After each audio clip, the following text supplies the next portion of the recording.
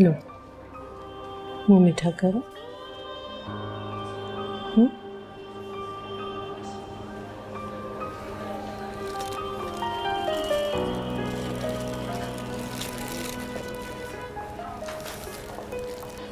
ये मेरी तरफ से फहमीदा को दे देना। मेरी तो बेटा बस इतनी सी औकात है।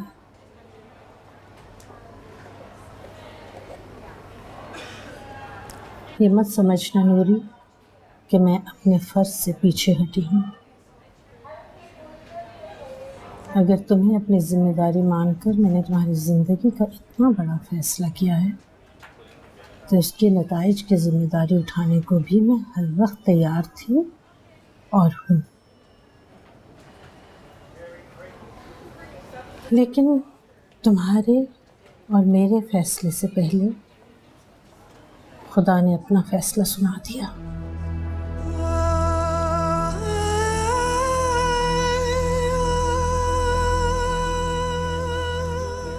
पता नहीं खुदा ने फैसला सुनाया या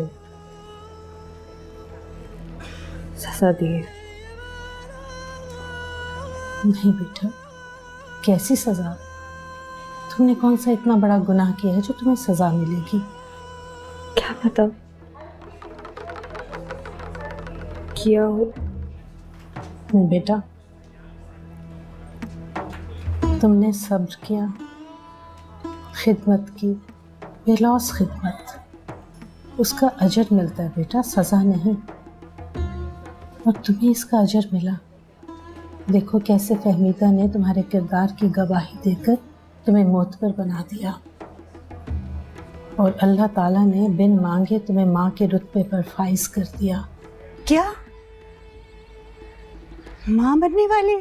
हाँ, तो देख अल्लाह ने कितना करम किया मुझ पे। मुझे समझ नहीं आ रही कि अपनी खुशी को कैसे संभालूंगी। मगर भाभी वो तो भोला। ए अल्लाह, ये भोला निगोड़ा आ जाए तो देखना बच्चे का सुनते ही कैसे तीर की तरह सीधा हो जाएगा।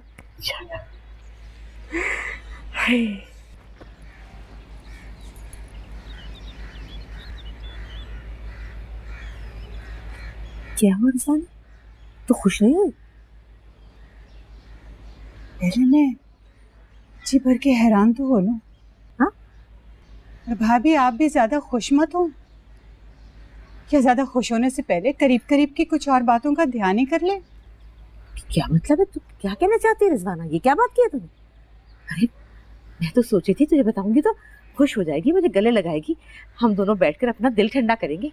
ये क्या बात की तूने? मुझे तो लग रहा है कि शरीकों का दिल ही झुलस गया। हाँ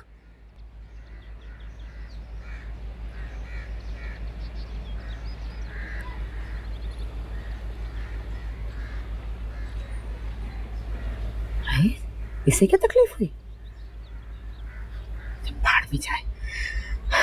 या अल्लाह तेरा शुक्र। अरे मेरे आंगन में फूल खिलेगा, अरे मेरे भोले का नन्ना आएगा। अल्लाह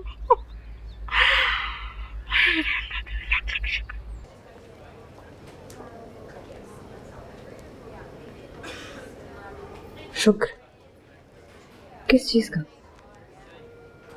अधूरेपन का? कैसा अधूरापन बेटा? माँ बनना तो औरत की तकमील है। नहीं माँ जी, माँ बनना औरत की तकमील नहीं होती। मैं तो कहीं भी पूरी नहीं पढ़ पाई, कहीं नहीं। जहाँ दिल खींचता है वहाँ एतबार नहीं है, और जहाँ एतबार है वहाँ प्यार नहीं है। इस दुनिया में सबको सब कुछ नहीं मिलता बेटा, किसी को तो कुछ भी नहीं मिलता। तुम्हें तो वो सब कुछ मिला जिसकी तुमने चाह की, इज्जत, मकाम, नाम, रुतबा और एक ब्याहता औरत का रुतबा।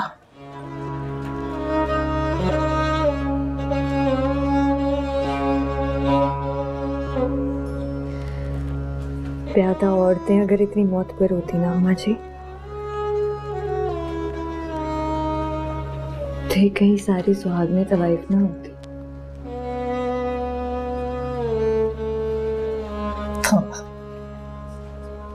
बेटा,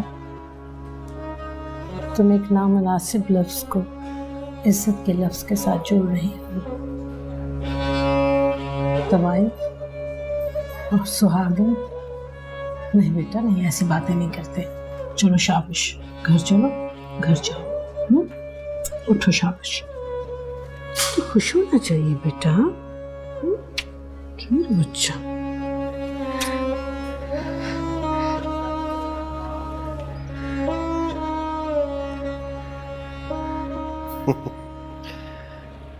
भोला इतना भोला भी नहीं है जितना मैं समझ रहा था। यही खबर सुनाने आई है या कुछ और भी बात है? हाँ, एक सवाल है। कैसा सवाल? तुम मुझे इस बच्चे के साथ कबूल करोगे?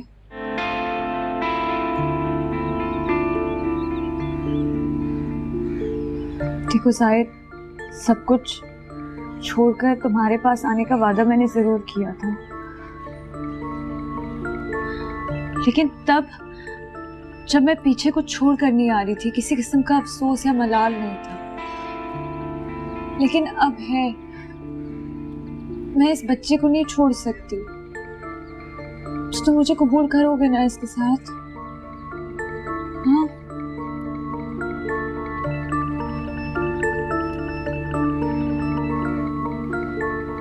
हाँ, करूंगा। इस बच्चे को भी और वो सब भी जो इस बच्चे के साथ आ रहा है। इस बच्चे के क्या क्या मतलब क्या? भाई देखो ना, असल में तो इस जायदाद का वारिस तुम्हारा मजाजी खुदा है, लेकिन उसकी जो हालत है उसका होना ना होना बराबर है। अब ऐसे में ये बच्चा जो कहानी में ट्विस्ट की तरह आया है, ये है असली वारिस। और इसके बाप की ज़हनी माजूरी की वजह से उस बच्चे का असली वारिस हुआ कौन? तुम।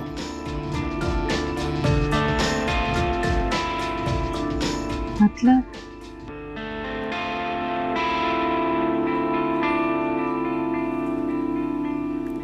इतनी भोली तो नहीं हो तुम नूर। भोला तो वो है जो बाप होते हुए अपनी औलाद पे हक नहीं जता सकता, जैसे मालिक होते हुए अपनी जायदाद पे हक नहीं जता सकता। दुनिया का कोई कानून तुमसे तुम्हारा बच्चा नहीं छीन सकता। इसलिए बच्चा तुम्हारे पास, सब कुछ तुम्हारे पास।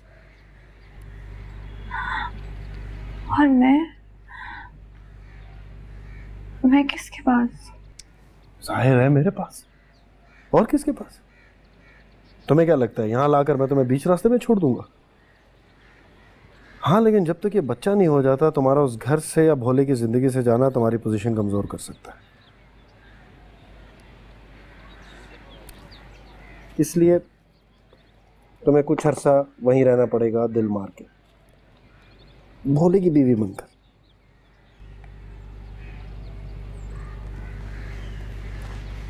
और तुम्हें कोमल का शौहर बनकर। जरूरत पड़ी तो। देखो, मैं 1-1.5 साल तक उन्हें नहीं टाल सकता, और अगर साफ इनकार कर दिया तो मेरा तुमसे और उस घर से सारा रास्ता टूट जाएगा। तो मैं तुम्हारी मदद कैसे करूंगा? कैसी मदद? तुम्हारे चाचा जान भोले की जान के दुश्मन है। तुम्हारे बच्चे को कैसे बख्शेंगे? और जो उन्होंने भोले के साथ किया वो तुम्हारे बच्चे के साथ नहीं कर सकते। नहीं, मैं अपने बच्चे को कुछ नहीं होने दूंगी साहिर। मैं अपने बच्चे पर एक आंच भी नहीं आने दूंगी। साहिर, बस बहुत हो गया है, बहुत हो गया। मुझे यहाँ से ले जाओ कहीं, कहीं बहुत दूर, जहाँ सिर्फ मैं और तुम हो और इस बच्चे को नुकसान पहुंचाने वाला कोई ना हो। मुझे सिर्फ इस बच्चे की सलामती चाहिए और कुछ नहीं चाहिए मुझे साहिर। मगर मुझे चाहिए। हाँ, मुझे चाहिए। मैं किस हिसाब में सारी उम्र तुम्हें और तुम्हारी औलाद को ढोता फिरूंगा? भाई, अगर थोड़े इंतजार से फायदा हो रहा है तो मसला क्या? और मैं तुमसे कह चुका हूं ना, तुम्हें डरने की जरूरत नहीं है। मेरे होते हुए तुम्हारे बच्चे को कोई नुकसान नहीं पहुंचा सकता, वो भी नहीं।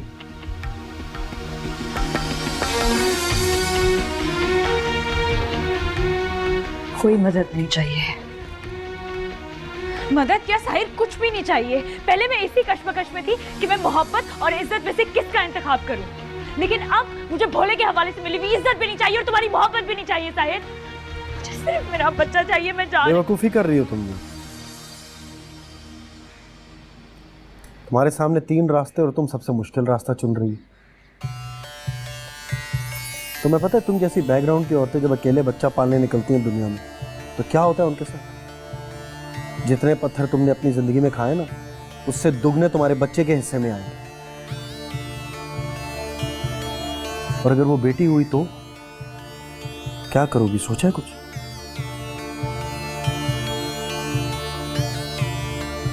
अब दूसरे रास्ते पर आते हैं। अगर तुम उस घर में भोले की बीवी बनकर उसके बच्चे पालने का सोच रही हो तो नुसरत ये होने नहीं देगा, ये भी तुम अच्छी तरह जानती हो।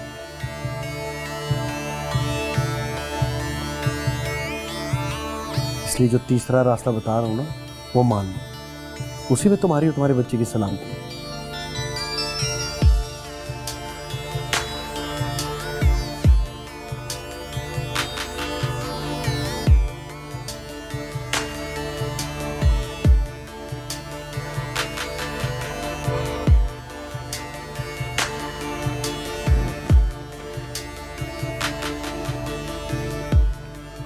क्या करना होगा?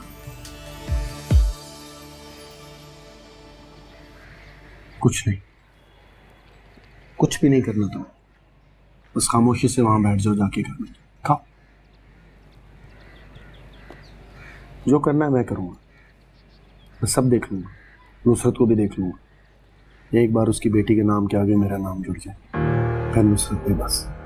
फिर तुम देखना, 1 आध साल की बात है, 1 आध साल बाद वो सब हमारे पास होगा जिसका हमने ख्वाब देखा।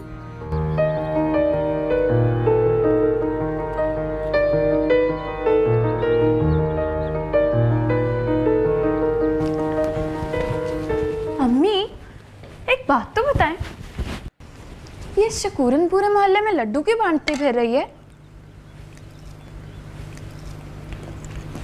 वैसे है तो बहुत ही मजे के। मुझे बताया ना, मुझे पता है मैंने जब ताईजी से पूछा ना तो ताईजी भी बस हंसती। पता नहीं क्यों। कहीं भोले भैया आ रहे हैं इस खुशी में तो नहीं है ना? बोले जा रही है, बोले जा रही है। हटाइए मिठाई यहां से।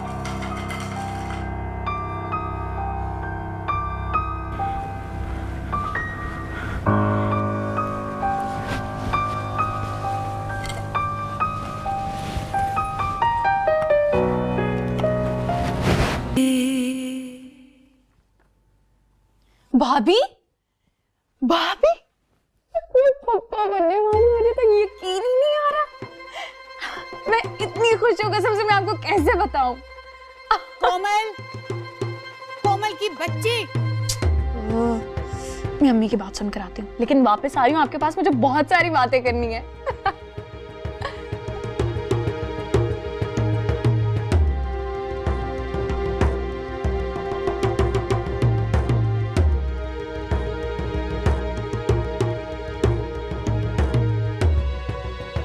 मगर अम्मी, मैं तो भाभी। किस बात की खुशियां उबल रही हैं तुम्हारे अंदर? और क्यों उसके इतने लाड उठाए जा रहे हैं? हाय गज़ब खुदा का, भाभी बेगम तो सब कुछ भुलाए बैठी। जरा लिहाज नहीं कि कमारी बच्चियों के सामने क्या बात करनी और क्या नहीं।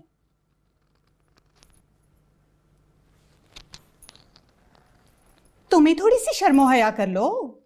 हर वक्त उनके घुटने से चिपके बैठी रहती हो, हर भली बुरी बात सुनने के लिए। लेकिन अम्मी, ये तो खुशी की बात है ना, तो फिर भली बुरी बात क्यों? बहुत खुलती जा रही हो तुम। और ये सब उस बेहदायत की सोबत का असर है। और खबरदार, खबरदार, जो आइंदा मैंने तुम्हें उसके इर्द गिर्द मंडलाते हुए देखा, समझी? तौबा खुदाया, तौबा मेरे अल्लाह, खुदा का कहर है ये लड़की। जो भाभी बेगम की वजह से हमें सब कुछ भुगतना पड़ रहा है। पानी का ग्लास ही ला दो। जो जरा सा भी ख्याल रह गया होगा माँ का। उर्वानो, ये थोड़ा सा पी ले, थोड़ा सा पी ले, चेहरे पर रौनक आ जाएगी ना। अरे मुझे पता है तू भोले के बारे में सोच रही है, तू उसके लिए परेशान है। अरे आ जाएगा वो, तू फिक्र ना कर। और अब क्या आने दे जरा, इसकी मजाल है जो टेढ़ी आंख से देखे तुझे। तू अपना दिल भारी ना कर, मैं झील की तरह तेरी हिफाजत करूंगी। और जो वो उल्टा हुआ ना तो झपट लूंगी, होश ठिकाने लगा दूंगी इसके। मगर वो आए तो सही है। अब तो मेरा दिल भी हौले जा रहा है। बदनसीब खाली हाथ निकला घर से। मुझे तो कभी कोई खुशी पूरी ना मिली। औलाद के आने की खुशी भी औलाद की दूरी के गम तले दबी हुई है। वो ठीक होगा, आ जाएगा रात तक। अच्छा तू परेशान ना हो, अब आएगा ना तो कोई तकलीफ नहीं देने दूंगी तुझे। मैं वादा करती हूँ तुझे कोई तकलीफ नहीं होगी। और रिजवाना की बातों को दिल पे ना लिया कर, इधर से सुन उधर से निकाल दी। ज्यादा बात करेगी तो उसकी भी मिट्टी झाड़ दूंगी। क्या समझती है वो? मेरी बहू को कोई कुछ कह सकता है? चल बस उदास ना हो। देख तू उदास होगी ना तो तुझ पे और बच्चे की सेहत पे असर पड़ेगा। खुश खुश रहना। तुझसे तो बहारें हैं मेरे आंगन में सारी। तू ही तो मेरी वाहिद उम्मीद है। हाँ मुझे इतनी ऊंचाइयों पर ना बिठाएं अम्मा जी। ऊंचाई से गिरने से भी बहुत तकलीफ होती है और चोट भी गहरी लगती है। अल्लाह ना करे तू गिरे, खुदा ना करे। ऐसी बातें क्यों करती है? थोड़ा दूध पी ले ना फिर गुड़िया, पी ले। चल शाबाश शाबाश। हमेशा नहीं रोना, बस अब नहीं रोना। बैठे बिठाए एक नया आजाब नाज़िल हो गया। पहले जिंदगी भर वो भोला हलक की हड्डी बना रहा, उसके बाद वो लड़की, और अब ये खबर। समझ नहीं आ रहा क्या करूं।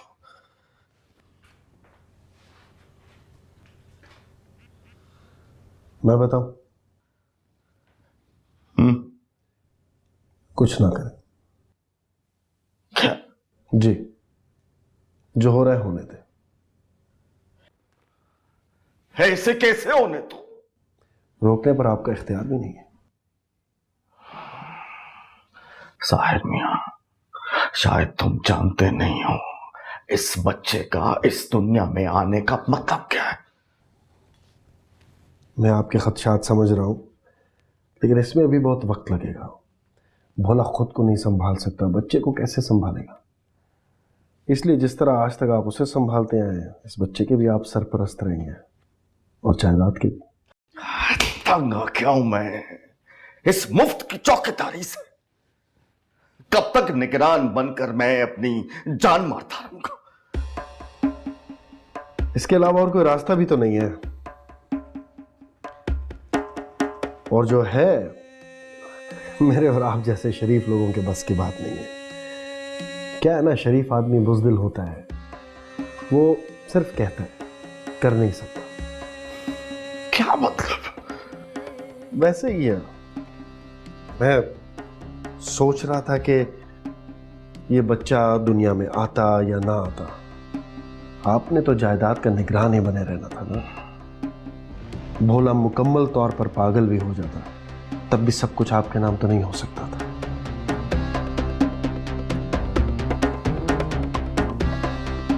जब तक वो जिंदा है।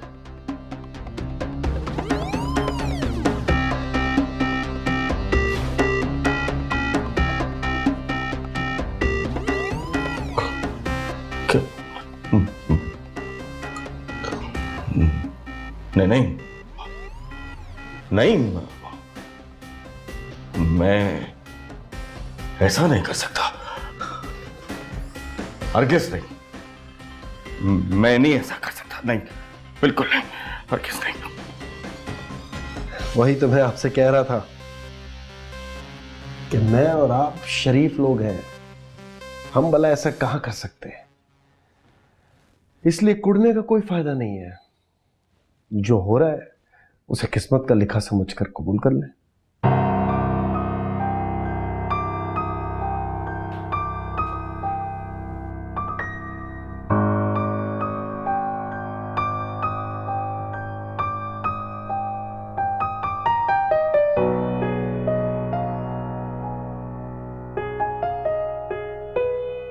इस दुनिया में सब कुछ नहीं मिलता बेटा, किसी को तो कुछ भी नहीं मिलता।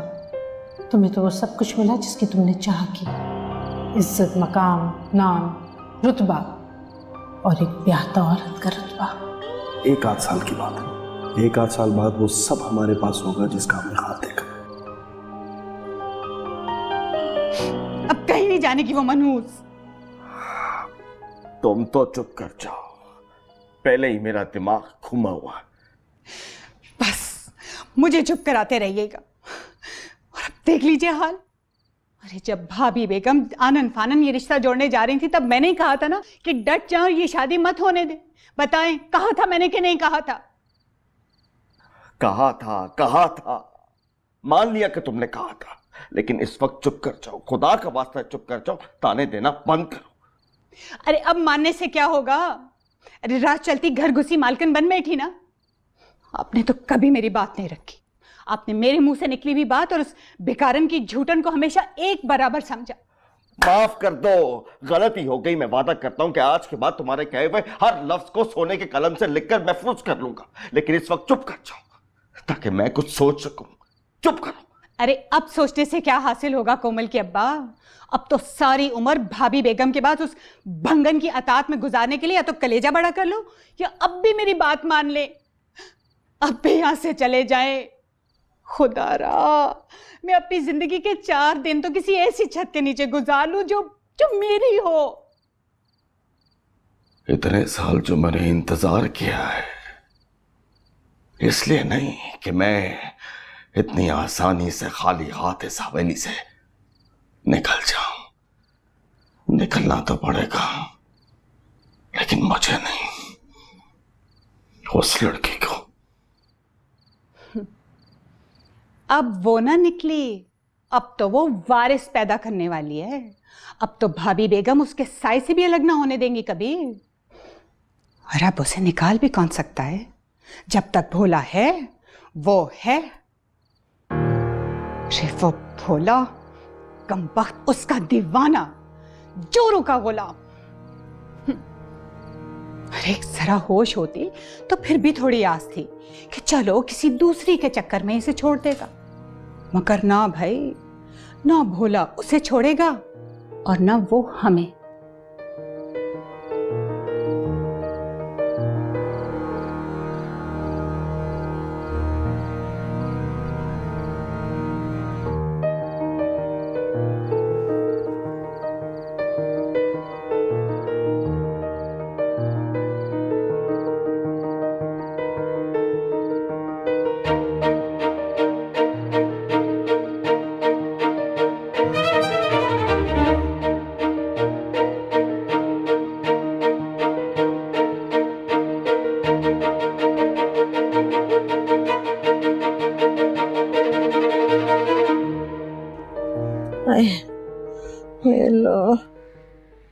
ये लो भाभी। अरे हटा परे, पता नहीं मेरे बच्चे ने कुछ खाया पिया होगा या नहीं, भूखा फिर रहा होगा अब तक, मुझे पता है। खा लिया होगा भाभी उसने।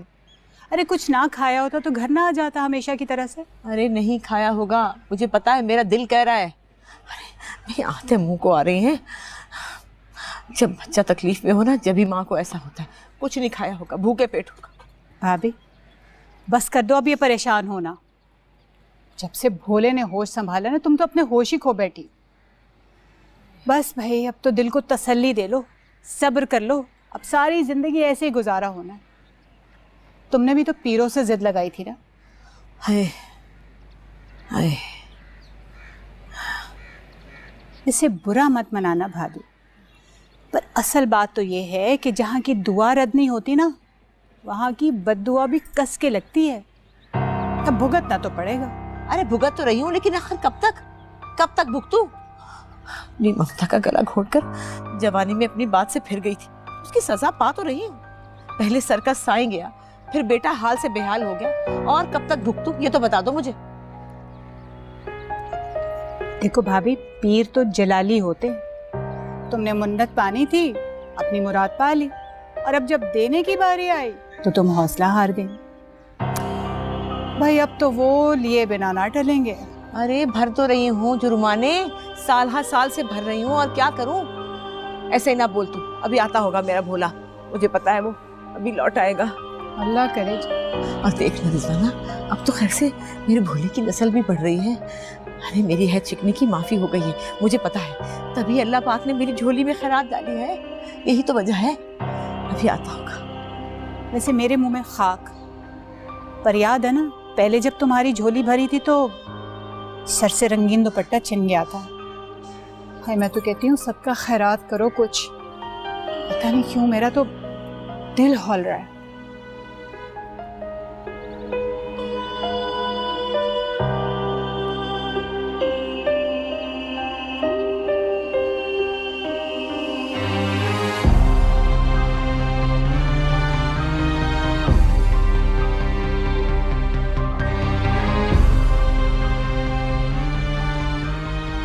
कितनी बार तुझे कहा है कि मुझे अपने गंदे हाथ नहीं लगाया कर, परे कर। गंदे गंदे थोड़ी है, अब तो धोता हूँ, यूं मल मल के अब तो साफ है। जो खलीज है तू, इतनी घिन आती है तुझसे, इंसान का दिल करते उल्टी कर दे।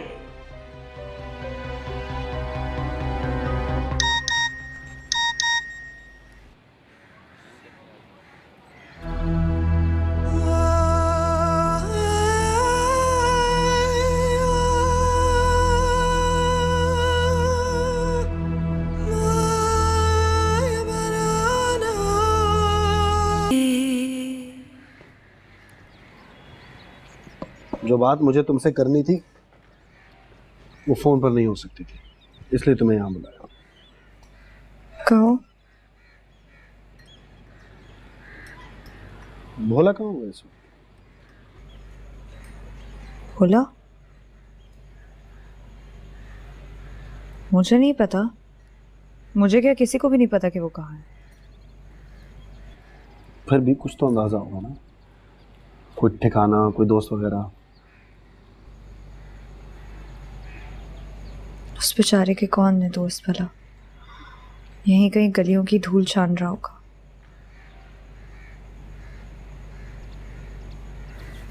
लेकिन तुम्हें उसकी अचानक इतनी फिक्र क्यों हो गई है? मुझे नहीं है, उसके चाचा को। मैं तो बस एक बुजुर्ग आदमी का काम आसान कर रहा हूँ। काम आसान? क्या मतलब है? क्या करने वाले हो तुम लोग? और कितना बेड़ा गर्क करना है उसकी दिमागी हालत का? बेचारे को पागल खाने भेजना है क्या? बहुत फ्रस्ट्रेटेड हो गया नुसरत चाचा, कहीं और पहुंचाना चाहता है उसे, शायद अगले जहां।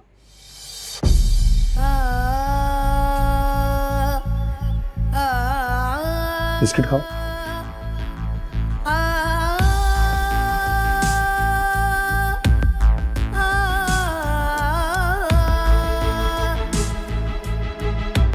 याद है ना, पहले जब तुम्हारी झोली भरी थी तो सर से रंगीन दुपट्टा छिन गया था। है, मैं तो कहती हूँ सबका खैरात करो कुछ। पता नहीं क्यों मेरा तो दिल हौल रहा है। मेरे भोले को कुछ नहीं होगा, कुछ नहीं होगा। बकवास करती है, बकवास करती है। मेरे भोले को कुछ नहीं होगा।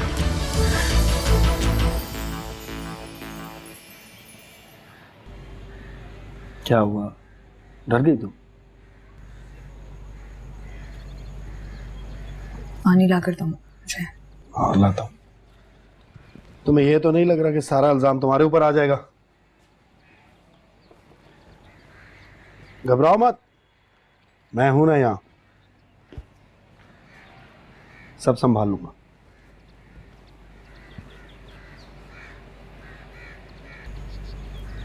अब तुम दोनों क्या करना चाहते हो? हम दोनों नहीं, सिर्फ उसमें इतनी हिम्मत नहीं है कि वो कुछ कर सके। अगर उसने करना ही होता ना तो बहुत सालों पहले कर चुका होता।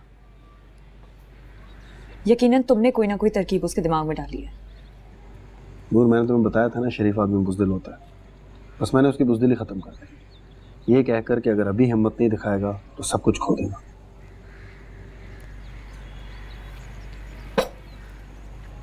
साहिर, उसे भोले से खतरा नहीं होना चाहिए। उसे खतरा होना चाहिए मुझसे या मेरे होने वाले इस बच्चे से। भोले से उसे क्या खतरा होगा?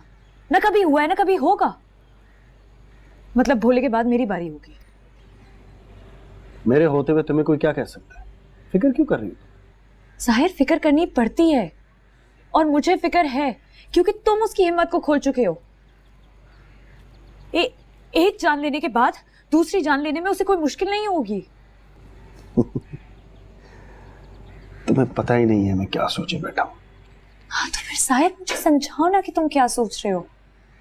तुम अगर मुझे समझाओगे नहीं तो मुझे समझ कैसे आएगा? मैं तुम्हारा साथ कैसे दूंगी?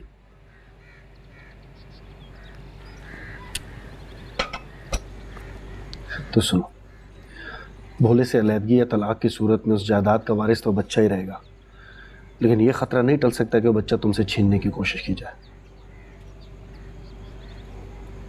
हाँ, लेकिन भोले के मरने की सूरत में तुम आराम और इज्जत से उसकी जगह ले सकती हो, समझी? और जहां तक बात नुसरत चाचा की है, तो किसी इंसान का कत्ल करना बहुत बड़ा गुनाह है। तुम्हें क्या लगता है मैं ऐसे आदमी को छोड़ दूंगा जिसने अपने भतीजे को पहले दिमागी मरीज बनाया और उसके बाद जायदाद के लिए उसकी जान ले ली? ऐसे आदमी को तो फौरन पुलिस के हवाले कर देना चाहिए, वो भी सारे सबूतों के साथ।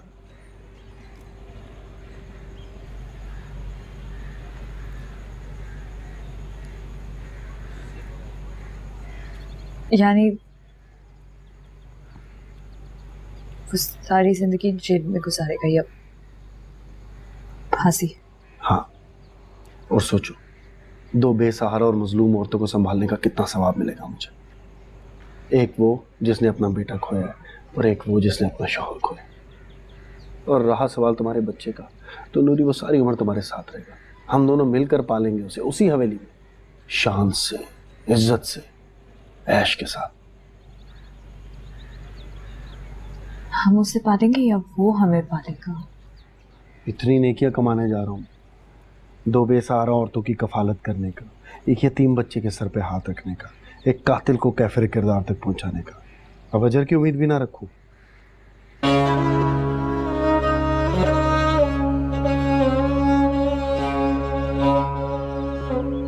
नूर, इंतजार का वक्त अब खत्म हो गया है, मंजिल बहुत करीब है।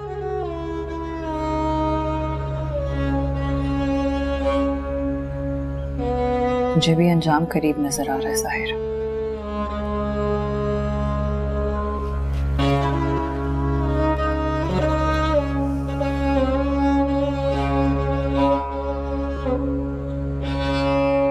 साहिर, यूं ही मेरे दिमाग में ख्याल सा आया।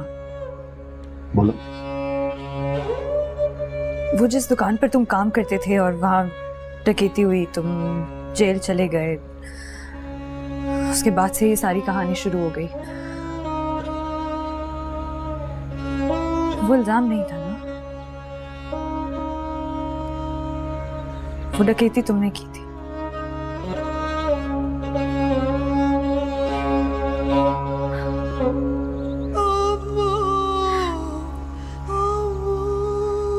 मुझे गुमान था कि मैं तुम्हें अंदर तक जानती हूँ, लेकिन तुम्हारे ये गुण तो मुझसे भी पोशीदर है।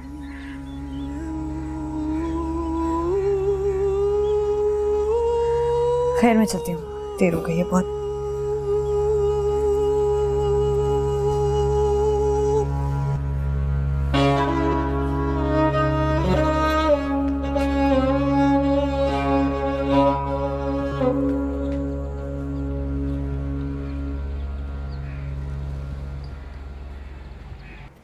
शकूरान,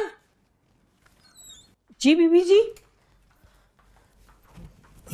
रिक्शा आ गया? हाँ, वो मोहल्ले के लड़के को मैं खड़ा करके आई हूँ दरवाजे पर कि कोई रिक्शा है तो रोक ले। वैसे बीबी जी, आप जा कहाँ रही हैं?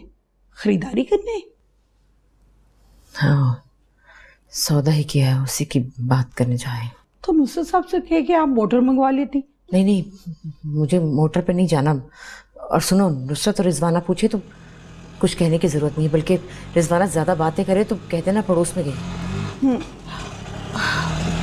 वो रिक्शा फटफटाने की आवाज़ आ रही है, लगता है रिक्शा आ गया है। हाँ अच्छा, ठीक है।